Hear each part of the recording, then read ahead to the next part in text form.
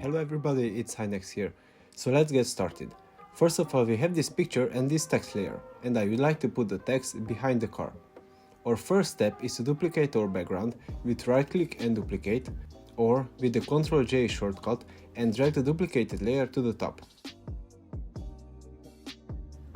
After that, select the quick selection tool and select the part of the image you want to put in front of the text layer. And go to Layer, Layer Mask and Reveal Selection.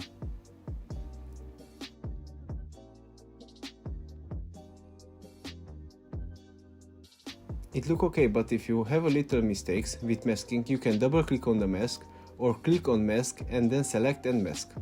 Here you can drag the radius or the other slides to correct the masking mistakes.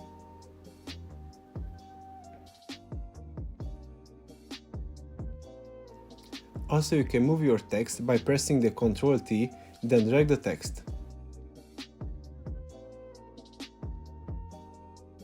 And click the tick logo to finish the changes. That was it for today. See you in my next video.